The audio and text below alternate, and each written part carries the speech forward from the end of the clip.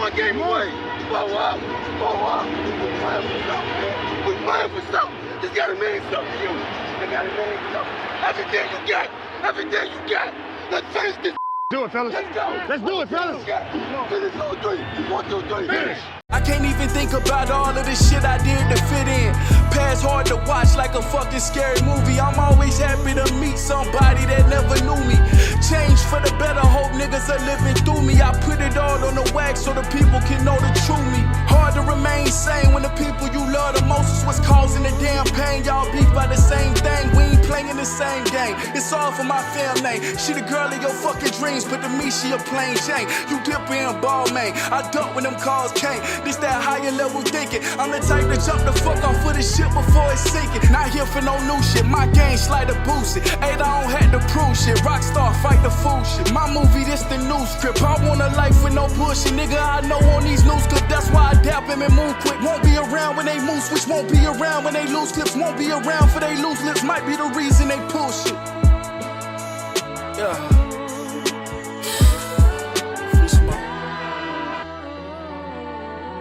Well, Dick, here's the deal. I'm the best there is, plain and simple. I mean, I wake up in the morning, I piss excellence, and nobody can hang with my stuff. I'm just a big, hairy American winning machine. If you ain't first, you're last. And week 9 is over. And if you listen, week 9 over. But listen, check me out.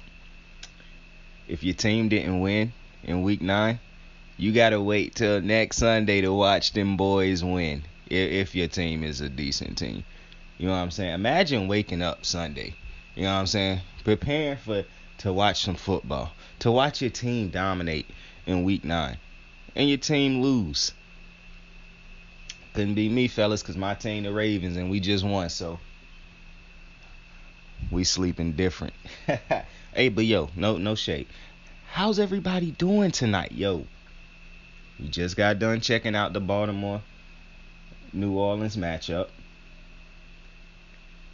And listen, you already know there's gonna be a big episode of me loving on Lamar Jackson. You already know. Pause. But I do want to say some things first. You know what I'm saying? We're gonna probably have to address Kirko chains in this video. We probably gonna have to address a couple things. They'll come to me as the show goes on. But of course, we got to start off with the week that was. Okay? Couple teams lost this week. But I don't have the sheet in front of me, so I can't actually read you off the scores and whatnot. I came into this very unprepared. Very unprepared. These are the type of things that happen, though, when your car decide to give you unnecessary, unwanted problems at just unwanted times. It's inconvenient times. It's absolutely wild. But we continue to press forward because one day we won't be having car issues. So we keep working to get to them days. You dig what I'm saying? So how's everybody doing tonight? I hope you enjoyed the Monday Night Football game. If you're a Saints fan, I know you didn't enjoy it, so obviously I'm not talking to you.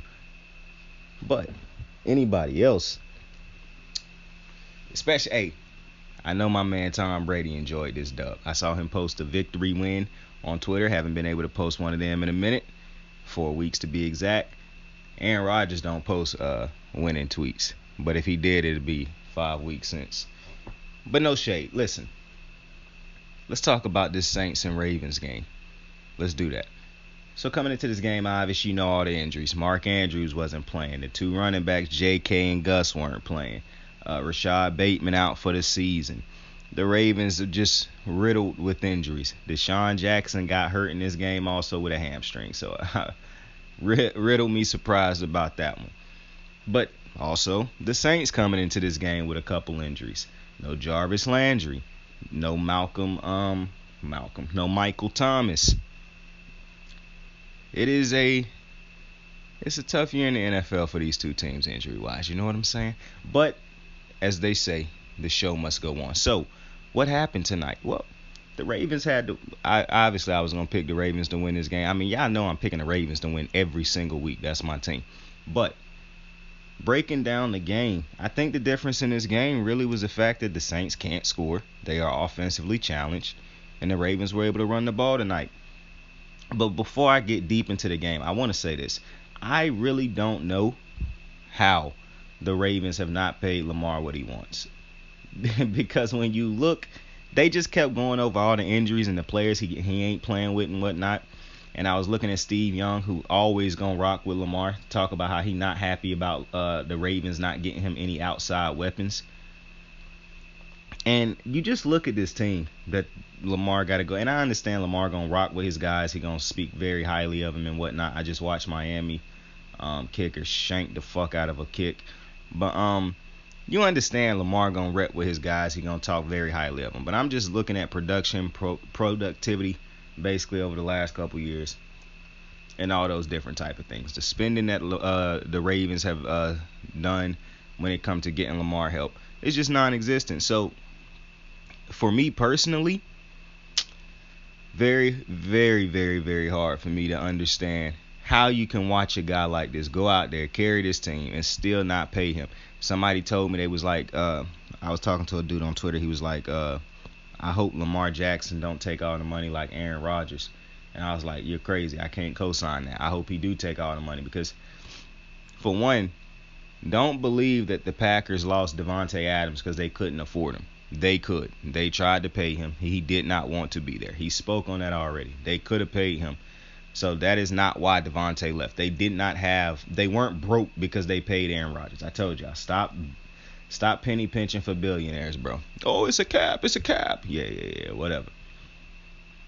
But when you look at what he consistently got to go out there and throw to, and he asked to do so much, and they haven't paid him. He out there basically playing for a contract. Like, what?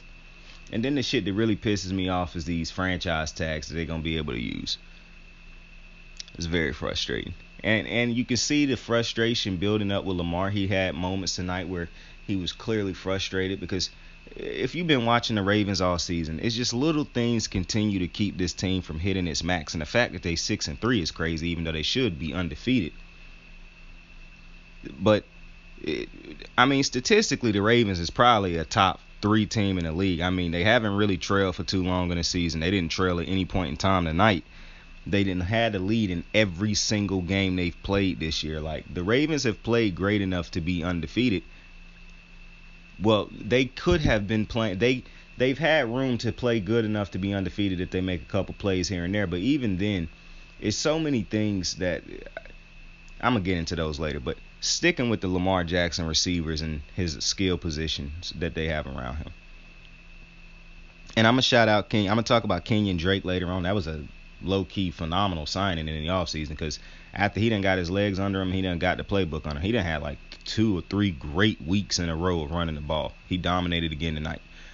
But here's the thing.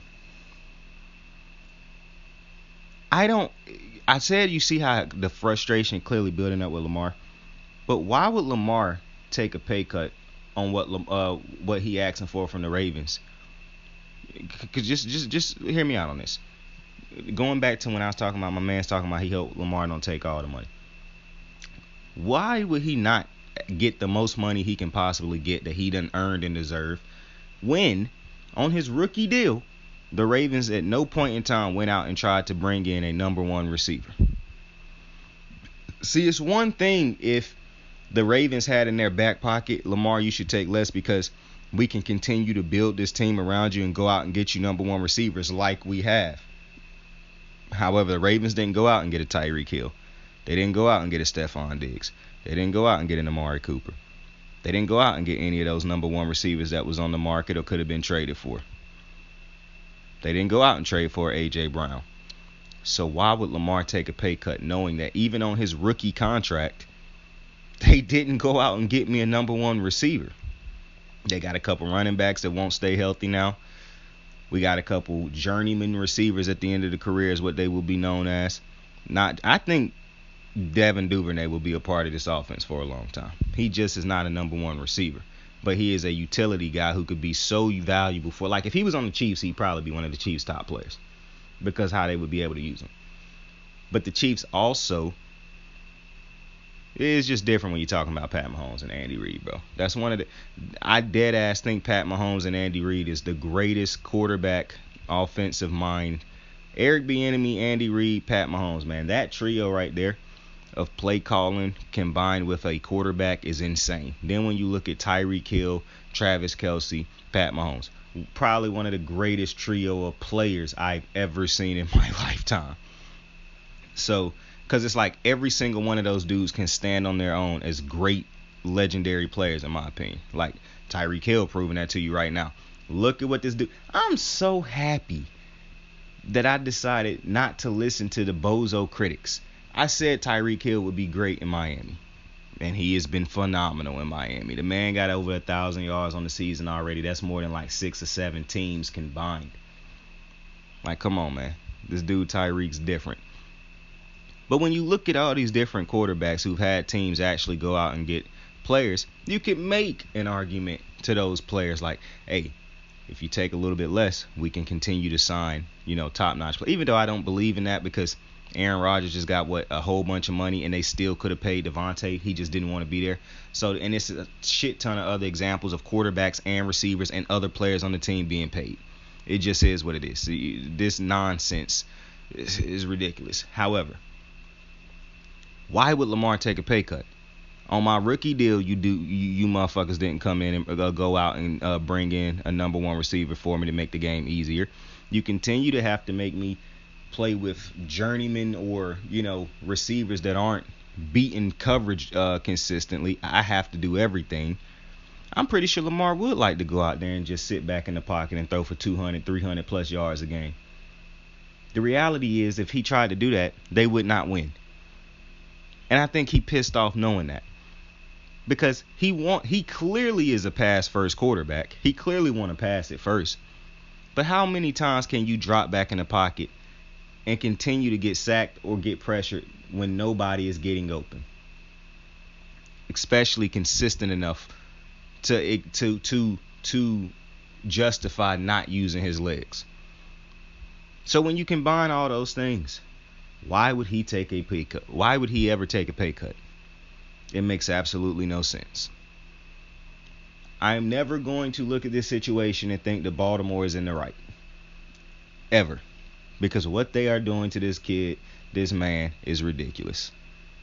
I cannot think of the last time I seen a player do as much for a team as Lamar Jackson and did not get paid. And people keep saying, oh, well, they want to pay him, but it's the price. Bro, Deshaun Watson got that deal, and it is what it is. Kyler Murray didn't get it. Kyler Murray ain't better than Lamar or Deshaun Watson. He got as many career accomplishments as Deshaun Watson do. Well, Russell Wilson didn't get in. He won a Super Bowl. Russell Wilson also in his late 30s now. Or in his 30s period now. So we're not talking about Russell. Well, that's not the same. So, to me, I just really feel for Lamar. I saw a tweet tonight where a dude was like, bro, my boy Lamar really out here playing with gas station employees at receiver. He said, I feel for my boy. And I laughed at that shit because I'm like, yeah, I don't want to be disrespectful to any of the receivers or skill position players out there. But, yeah, like a lot of people was hyped for Isaiah Likely coming into the game. And I like Isaiah Likely. He's going to be a great player, I think, or a good player for Lamar. But that is a tight end. I don't understand how y'all keep thinking that having a number one tight end, mind you, if y'all really, I do this multiple times, but I'm not going to do it tonight because I don't want to go in on.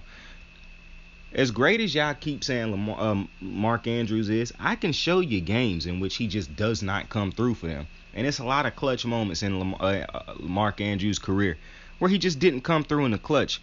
And Lamar gave him opportunities. He had opportunities, and he just didn't do it. And I don't blame, well, I do kind of blame him for it. He got to get better at that. But some of the plays that he couldn't make because he ain't a receiver. But Lamar Jackson trusts him as if he is a number one receiver because he ain't never had a number one receiver. Oh, we had Marquise Brown. Marquise Brown is a number 3 receiver. On his best days, he is a number 2 receiver. Stop it. By the way, I didn't even talk about how Kyler got DeAndre Hopkins. And they continue to bring in multiple other receivers to make sure that they can continue to get DeAndre the looks he get because they bring in receivers who are not necessarily journeymen, but like they've had great parts. Obviously, A.J. Green is a Hall of Famer. We know what he did in his career, but to me, I feel for him, bro. I really do. I didn't know I was gonna start off like that, but I just look at this game and I'm like, bruh, everything is so much harder than it's got to be because they don't have receivers. They really don't have the necessary weapons for Lamar to actually do what I'm pretty sure he want to go out there and do. The man could go out there and throw for 300 yards and have 100 yards rushing on the ground if he had the requisite weapons. But he don't. And the Ravens refuse to spend to bring him over any weapons. They refuse to trade to bring him over a weapon. But they'll go help out the defense at any cost. They'll pay any price to help a defense. I can name you multiple pricey defenders that they have made trades for or signed in the last couple seasons. Will not give Lamar Jackson any help. And that's just insane to me. So that's, if I'm Lamar Jackson and I'm looking at all these other teams and I'm looking at my tape, realizing how much harder it is for me, and I'm not getting the credit that I truly deserve at the end of the day, knowing that I have to go out there and do far more than all these other quarterbacks with far less than all these other quarterbacks, and I still get hated on far more than all these other quarterbacks. I always hear conversations of people talking about the best quarterbacks and they never bring up Lamar. Unless a Lamar fan is close and they say, hey, and Lamar. Like they love to forget about the man. So, for me, and shout out to Lamar. You got to be a humble dude, a very, calm, chill, collected dude to not, outwardly show frustrations all the time with the situation, because the situation is absolute trash to me. The Ravens are a great team. You take Lamar Jackson off of this team, this is not a great team. This is not a good team if you take Lamar Jackson off of it. It just is what it is. I'm sorry. Lamar Jackson's play just amplifies everything on this team. If you don't watch the Ravens, I understand you might not understand that. But he is the Patrick Mahomes of his team. He is the Josh Allen of his team. They go as these quarterbacks go because these are generationally talented quarterbacks. The problem? One of these generationally talented quarterbacks, teams refuse to get him any type of generational weapon on the outside. And it's absolutely crazy. So, Lamar have to resort to doing what the team do best this year, which is actually running the ball the last couple weeks. That's what they do best now.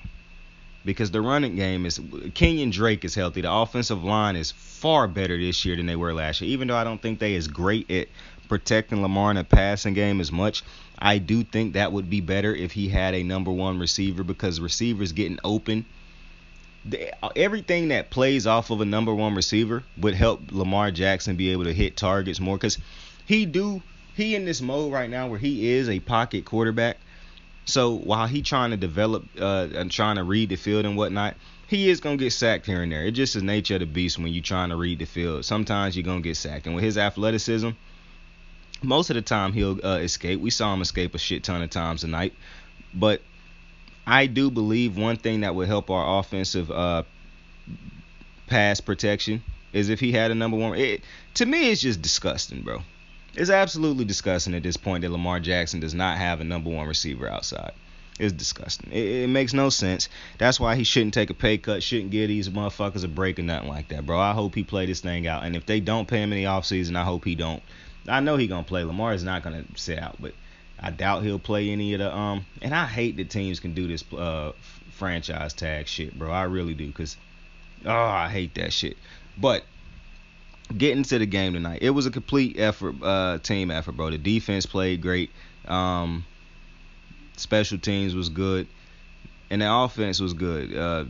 They had some couple drives where they didn't finish off drives. Lamar missed D-Rob twice tonight that could have led to a touchdown. So they definitely left points out there like they do every week at this point. It's funny, like I said, the Ravens is a very flawed team at times, but they are so good that they can overcome that because of who they have playing at the quarterback. It's just how you see the Chiefs play with a bad defense on a yearly basis, and you know they can overcome it because Pat Mahomes. It's why you see Josh Allen and the Bills play with a run game that just will not develop and become anything to complement this pass game at all over the last couple years, and Josh Allen continues to figure ways to win. So it just is what it is at this point. Right now, Lamar Jackson is just living in the era of, I'm not going to get a receiver. They're just not going to get me a receiver. And every game going to be tough. I'm going to have to be dead ass accurate every game because I'm playing with receivers who just not him. Like, it's just, at the end of the day, as good as some of these receivers might be on certain plays, on certain downs, and certain schemes, they just don't necessarily, not necessarily, they don't move the needle in a way of A.J. Green, DeAndre Hopkins, Stephon Diggs, and so on and so forth do. And I really wish I would see Lamar Jackson with that one day, but who knows if that will ever happen as long as he a Baltimore Raven. So, but the Ravens going to the Superdome, a place where they tend to win. Like, they don't really, we won our Super Bowl in the Superdome. Y'all know about them theatrics. But listen, for the New Orleans Saints, I'm going to say this. The run defense for them tonight didn't really look that great. Now, granted, they had never played Lamar Jackson before. So, you know, a lot to deal with when you got when you got Kenyon Drake running the ball so great. You got Lamar running the ball great. You got all these different type of holes opening up because of how great the offensive line can run block.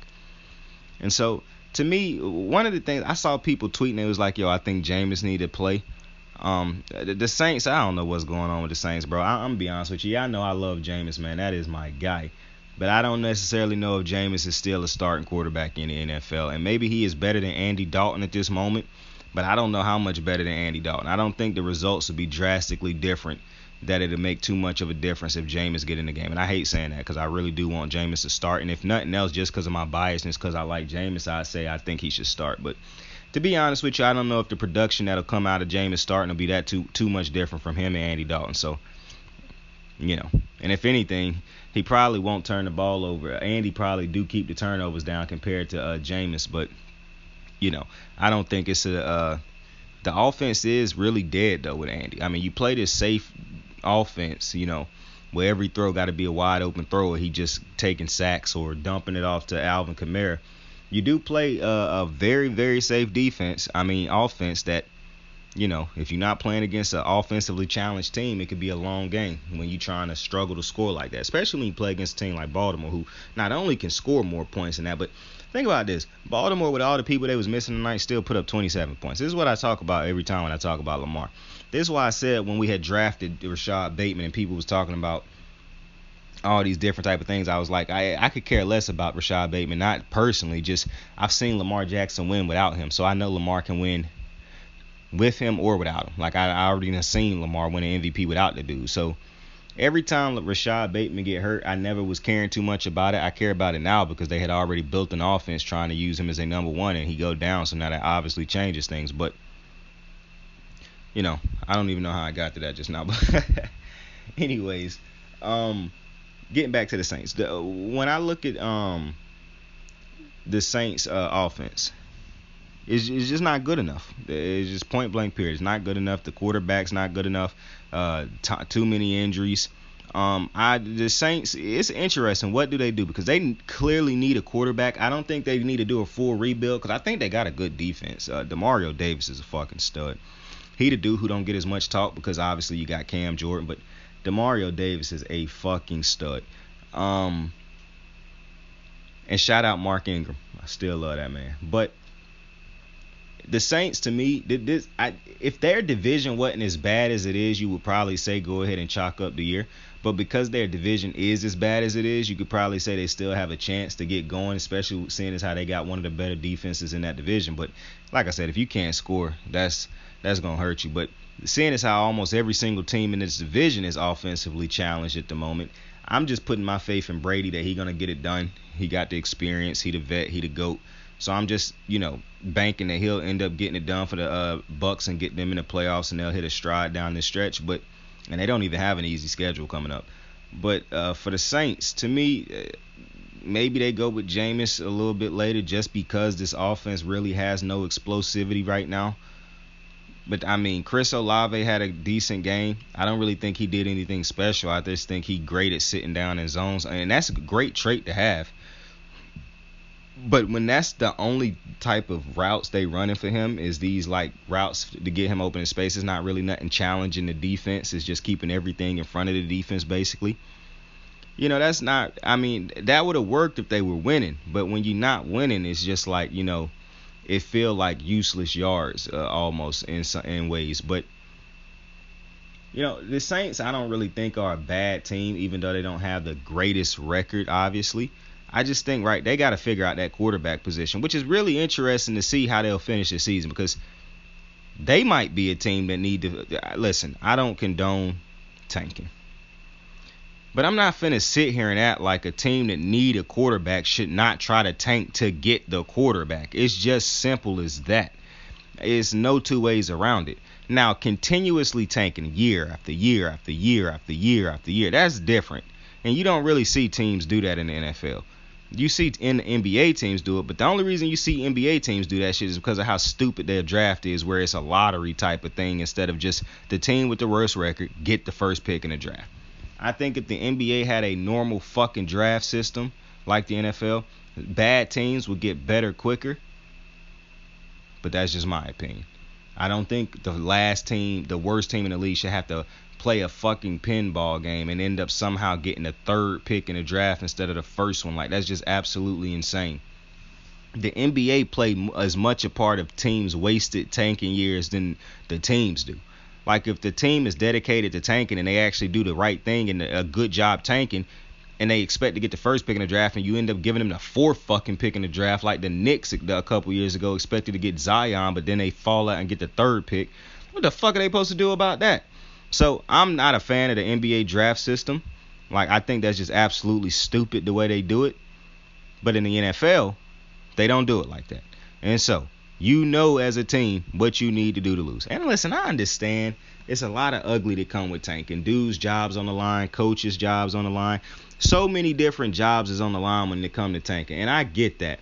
But if the owner and the players and the coach all know that it's a tank season, and you not firing dudes after knowing that this is my only problem with tanking. If it's understood that the team is tanking, dudes cannot be getting punished for that. All right. Now, it's certain dudes who, if you tanking and they playing terrible, and you know even if you was playing good, they still would be terrible. That's a different situation. But, getting rid of dudes who would be playing way better if this wasn't a tank type situation, I'm not agreeing with that type of shit. Like, don't punish dudes for tanking when that's what you want to do anyways. Or playing bad when you tanking when that's what you want them to do. So, I'm not against the tanking in the sense that in the NFL, if you see it's 3 or 4 good quarterbacks at the top of the draft that could possibly change your franchise's fortunes for the next couple years, you gotta tank to get that quarterback. It just is what it is. People get mad about that Panthers DJ Moore taking his helmet off, and wholeheartedly I do get irritated because he should not have been flagged for that. I'm never gonna agree with flagging somebody for showing emotion. However, I'm also not mad that he got flagged for that and it cost him the game ultimately, because even though I don't think that's what cost him the game, the sorry ass kicker missing the kick cost him the game. However, it helped you get better draft position. And so if the Panthers end up getting a great quarterback in this draft because of great draft position, you're going to thank DJ Moore at the end of the day. So I'm not necessarily sure what the Saints plan is, but if I was the Saints, I would try to tank this thing on out. Because I don't want to become the Colts and keep hopping from journeyman quarterback to former starter quarterback to former starter quarterback to another journeyman quarterback to a quarterback nobody ever heard of who have a decent couple games but we know is not really that great. I'm not trying to go down that road if I'm the New Orleans Saints. So if I was them, and I know you got a lot of great prideful players on that team, but if I can't get a trade for Aaron Rodgers, then I have to try to tank to get a good quarterback. I have to, because Andy Dalton's not the future. Jameis is not the future. Taysom Hill is not the future. They have to make, and you know what? If you the Saints, one of the things you might end up having to do ultimately is getting rid of what's my man's name? Demario Davis. Tyrann Mathieu is obviously, he might end up going, even though he just sound like a lot of different type of decisions might end up being made on the defensive side of the ball where the money is being dished out. And then you might end up having to cut Michael Thomas, but yeah, saying all that, the Saints might as well hit. The Saints ain't gonna need a full rebuild because they do still have a lot of talented young players on the team. Also, like, you still got Marshawn Lattimore. For some reason, Cam Jordan is just an ageless wonder.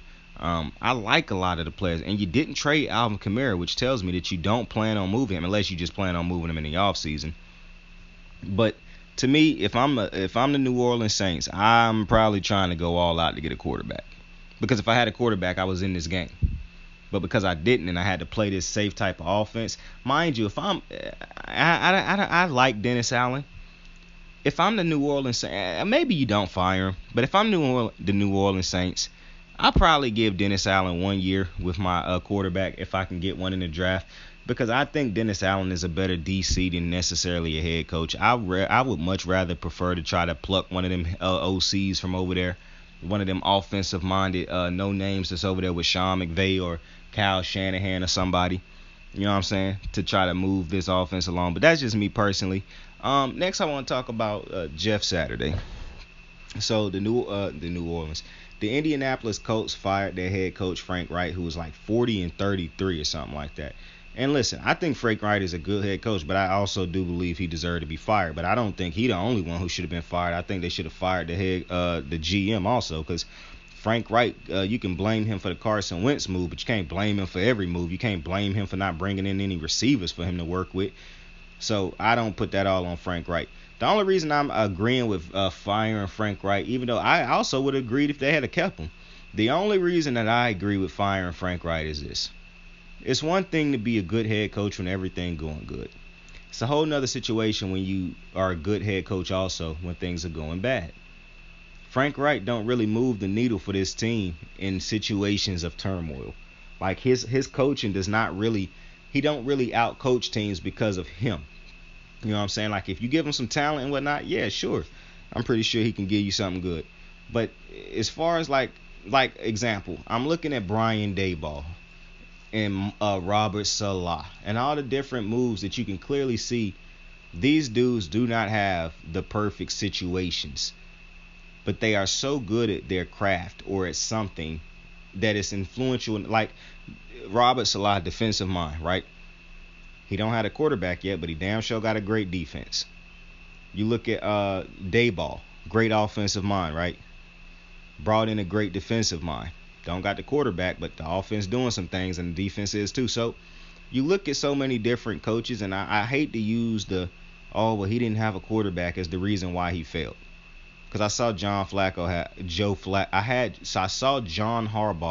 have Joe Flacco as his franchise quarterback for a number of years before he got a superstar in Lamar Jackson and be a well above 500 coach. So I'm not trying to hear that shit. I saw Mike Tomlin have to play with a bunch of random quarterbacks the last couple years and with a bad Ben Roethlisberger. So I'm not really trying to hear that shit.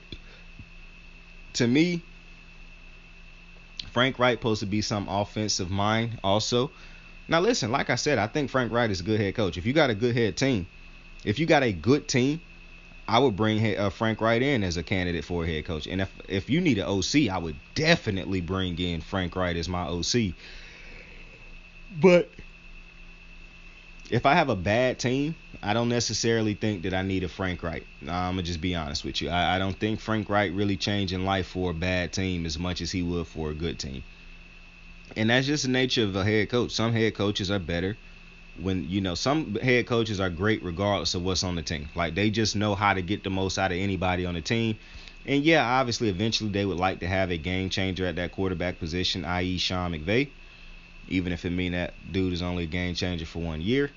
But nonetheless, it's a lot of great head coaches out there who haven't had the greatest quarterbacks in the world and still show you on a weekly basis why they are great head coaches. So I'm not against the Frank Reich move, firing, but I wouldn't have been mad if they had kept him. But the replacement for him is Jeff Saturday. So I don't have nothing personal against Jeff. You know what I'm saying? Jeff was a great center, probably a good dude. I'm not mad at Jeff for taking the job. If I was offered to be the head coach, I'd take it also. So this is not a Jeff Saturday. But I'm reminded of when people was talking about the DC for the 49ers had to have more experience.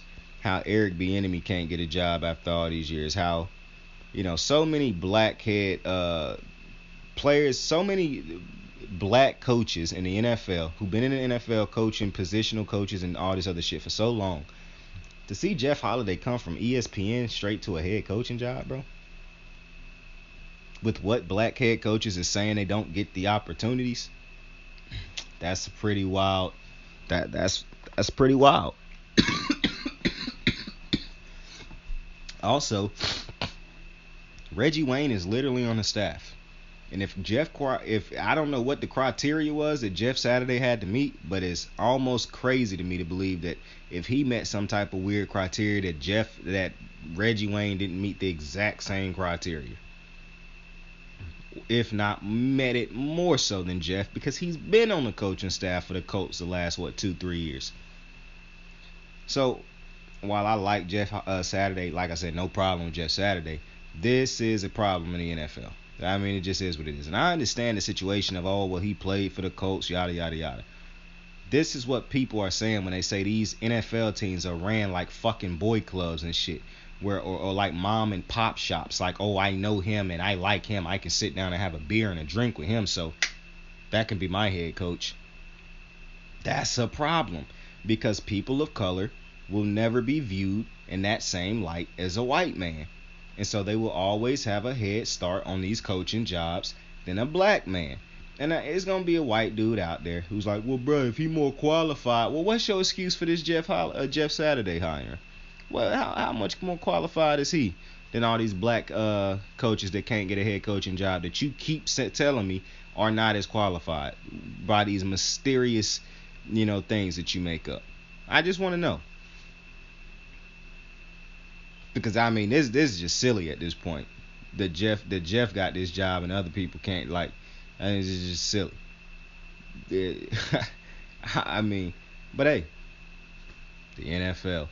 But getting back to this Ravens game tonight, it was a moment in this game where the Ravens defense towards the end of the game, it was almost as if they gave up a touchdown on a jackass play. Marcus Peters thought he knocked the dude out of bounds. He didn't. He should have kept trying on the play. He didn't. So that is that. But I'm not here to talk about Marcus Peters yet. I'm here to talk about the dude who ultimately gave up the touchdown. So 2 people quit on the play. One dude was further out than the other one, but the one who I already knew who it was Chuck Clark. Chuck Clark continues to be Chuck Clark. And see, this is my problem when I talk about Chuck Clark. Like I said, don't have a problem with Chuck Clark. But I do have a problem with Chuck Clark having a problem with them drafting Kyle Hamilton. Because for one, my boy, do you not look at your own tape? Now, I know somebody gonna say, but bruh, they drafted him to replace him. Yeah, they did. And I don't think they would have done that if Chuck Clark was as good as he think he is. Or as if he was as good as they wanted him to be. The fact of the matter is, if you look at the tape, Chuck Clark is not great in coverage. Chuck Clark is not a great tackler. Yeah, he got highlight tackles. That don't make you a great tackler. That just give you a highlight. And Chuck Clark just quits on the play. You didn't hear no fucking whistle. I didn't hear a whistle. I'm at the crib, so I know they didn't hear a whistle. And they just quit on the play. Just let him go right past him. Chuck Clark made an asserted effort to let him just go past him. And I'm reminded of a tweet that I saw before the game even started, where somebody tweeted, Kyle Hamilton done been good the last couple days. Move him over when Marcus Williams get healthy and get Chuck Clark ass off the field. And that is literally my sentiment every week. And I said when Marcus Williams got hurt, this is not good, because that means Geno Stone and Chuck Clark will be on the field a lot. Geno Stone is not good. I don't even know how Geno Stone plays his position when he is so bad in coverage. I also don't know how Chuck Clark is going to eventually transfer to a linebacker, I think, because of how bad in coverage he is at times. Like, you got safeties who supposed to be able to play in space, and he really is not that great at playing in space.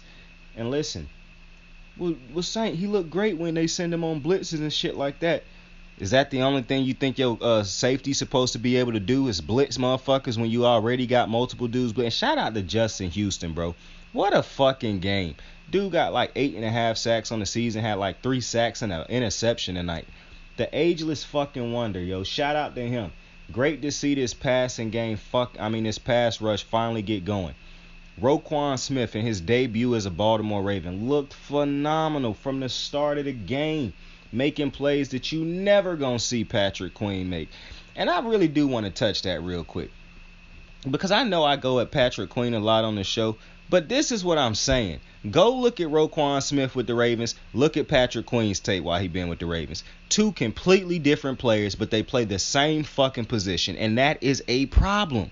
Roquan Smith being able to drop back in coverage and play in coverage good enough to where a dude ain't shooting wide open across the middle of the field because he always reacting. Instead, he's set in the middle. Patrick Queen doesn't do that. He always reacting because he can't cover nobody. Oh, but you know, Saint, he real fast. Yeah, and he used that speed to run past a lot of plays. The fact of the matter is, when you look at the tapes, Patrick Queen should not be a middle linebacker. It's as simple as that. Roquan Smith was as fundamentally sound as you could have. And I already knew this because I watched Roquan Smith tapes and I watched him play in Chicago, so I knew what Baltimore was about to be getting, which is why I said it's going to be a wasted trade if you don't re-sign this type of linebacker, because he is a franchise type of middle linebacker. And I'm starting to realize, like analysts don't realize the importance of a number one receiver, they don't realize the importance of having a number one middle linebacker who can man the middle of the field, because that is a super important thing that you can have. If you have a middle linebacker who can protect the middle of your field, that means a lot of shit got to be in, like close routes, or you got to attack outside. If you got great cornerbacks outside like the Ravens do, when Marcus Peters decide not to be lazy, because I am going to call him out on it. I don't know why Marcus Peters gets so lazy on some of these plays. For one, the Ravens defense in general get lazy when Lamar and them boys go up by multiple scores. But Marcus Peters, this juice, you getting yourself traded right now, bruh. And every time something bad happens and you decide to go and spaz on John Harbaugh, my guy, they are not keeping you over John Harbaugh. That is just not a good business decision, knowing as good as a head coach as John Harbaugh is and knowing that you are in your 30s now, my guy. You would just feel like, and I spoke on this earlier on my previous video, Marcus Peters have to, and I'm a competitor, I understand this shit, bro. And obviously I've never been in the NFL, so I couldn't understand that level of, but I listen, I understand emotions is high and shit like that, and you just gave up a big play, yada yada. But if instead of immediately trying to find somebody to blame and get mad at so everybody not looking at you, how about just calm down for a second, my guy, and stop constantly going at John Harbaugh, because that's the biggest problem. That's just a bad look, consistently going at your head coach. That's just a bad look. But shout out to John Harbaugh, because I don't think he get enough credit for how many egos he is able to manage as a head coach. I just watched a pass interference on number 31 for the Jacksonville Jaguars late in this game that wasn't called. And I'm so confused as to how that wasn't called just now, because that was a very blatant. Speaking of pass interference, another thing that's a problem with, you look at Roquan Smith and how he was able to make open field tackles even when going from sideline to sideline. Patrick Queen had a play in this game where he should have had a pick six, but he ended up getting a defensive. He ended up having a defense. What he did was was a defensive pass interference, but the refs didn't call it. And I think it was like on a third or like a second down, they threw a pass like semi to the flat, and he got there before the ball got there. Now, any good cornerback or any good player who know how to play the ball would have immediately picked that shit off and took it to the house. Because if you get there before the ball get there, then you should be paying attention to the ball, because you should know you about to get there before the ball, meaning you can jump this route and take this to the house. That's not what Patrick Queen did. Instead of playing the ball, which he never looked at one time, he ran into the receiver, which should have been called for a pass interference, but it wasn't. This is what I'm saying when I say this dude is just undisciplined. Simple plays like that. You could have made a big play, and instead you still get a good play because the ref didn't blow the whistle or throw the flag, but it was a bad play ultimately when you think about what could have happened. And that's my problem when I look at some of these analysts talk about the Ravens. They quick to break down Lamar Jackson. When you watch all the TV shows and the sports shows tomorrow, I promise you everybody going to be talking about Lamar Jackson, Lamar Jackson, Lamar Jackson. Nobody for some fucking reason going to break down these defensive players on this team. Calais Campbell had a great game. Justin Houston had a great game. A lot of dudes on the defense had a good game. Patrick Queen, if you didn't watch Roquan Smith and clearly see the difference between what the Ravens have been missing at the middle linebacker position. Like, I'm not hating on the Ravens for trading for great defensive players. I just want to put that out there. I like it when you bring in a great defensive player, the Eric Weddles and all these. But to neglect the offense the way they have is just straight fucking ignorance and fucking franchise malpractice at this point, especially when you have the quarterback. It'd be one thing if you didn't want to waste money on a receiver because you don't have the quarterback anyways. You have the quarterback, and you refuse to go out and get his number one receiver. It just makes no fucking sense. But on top of that, when you look at how Roquan Smith, how fundamentally sound he is, how great he is, how the talent, just everything that's great about Roquan Smith, and you look at Patrick Queen, I mean, I'm going to be honest with you. It really looked like Patrick Queen lost his job within the first. And obviously, I'm not talking about lost his job in the sense that he won't be on the field. Clearly, he's not the number one linebacker no more. That's Roquan Smith. He fall into the number 2 position. When I say he lost his job, what I'm talking about is he is not getting paid anywhere near what he might want from the Ravens after seeing what Roquan Smith just did. Because why would I pay you anything absorbent when I can pay Roquan and put anybody in the game beside him, and he's going to make them look good? He didn't even make Patrick Queen look good tonight. He just made it so that Patrick Queen couldn't ruin the game and look extra bad tonight. But even with Roquan Smith, it was a play where Justin Houston was able to get a sack. It was a sack that was caused because Roquan Smith dropped back in coverage and picked up the tight end who was about to streak wide open across the field. And that's a play that a receiver, if you watch Baltimore's defense, that's a play that Andy Dalton's like, damn, that play been there for every team that's done played Baltimore all year. Well, not now that you got Roquan Smith.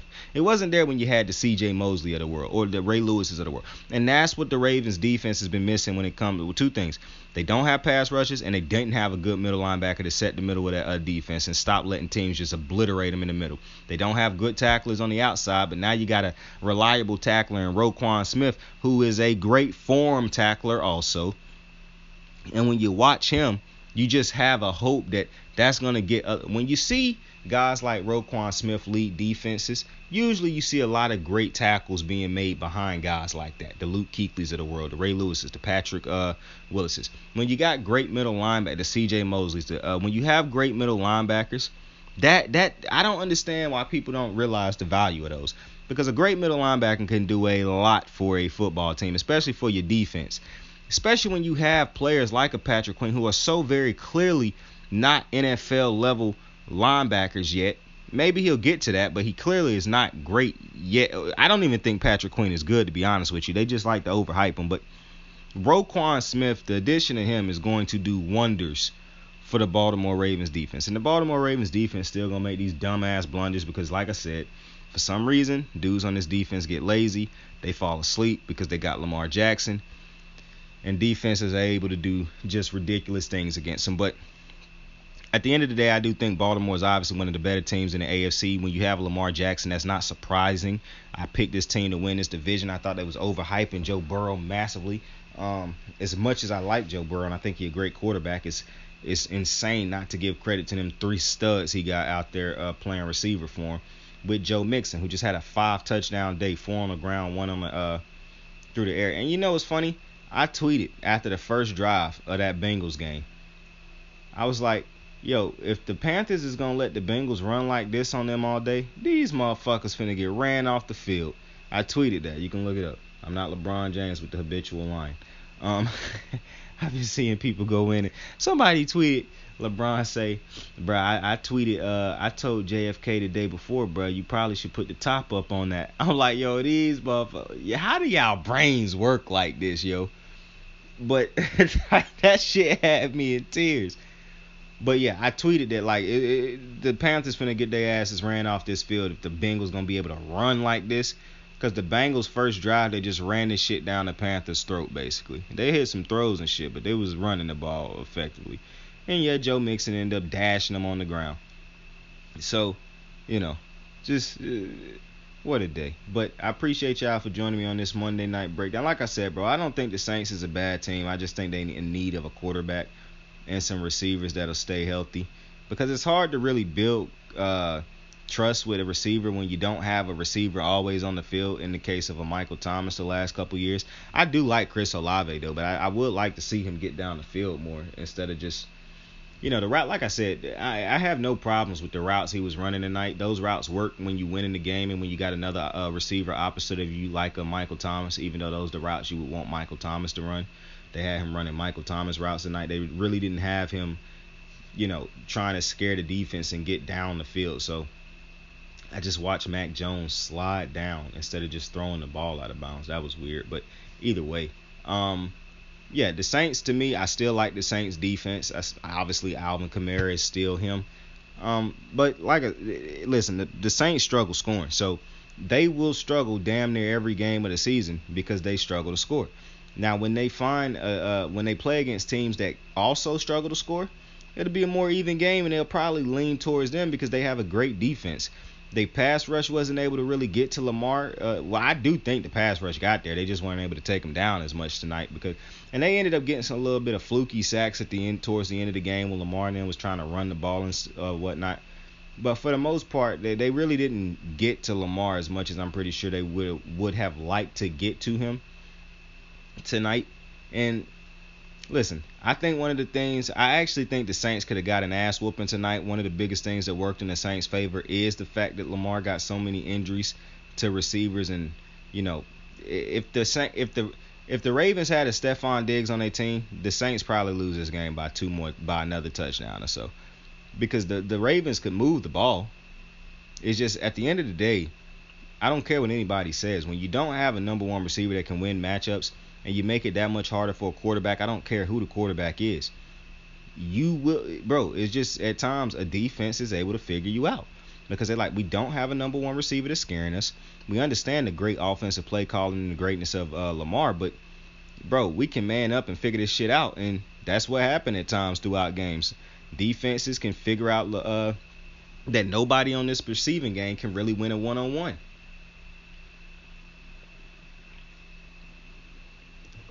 And so, it is what it is when it comes to that. You're just going to have to keep hoping that Lamar can continue to be Lamarvelous.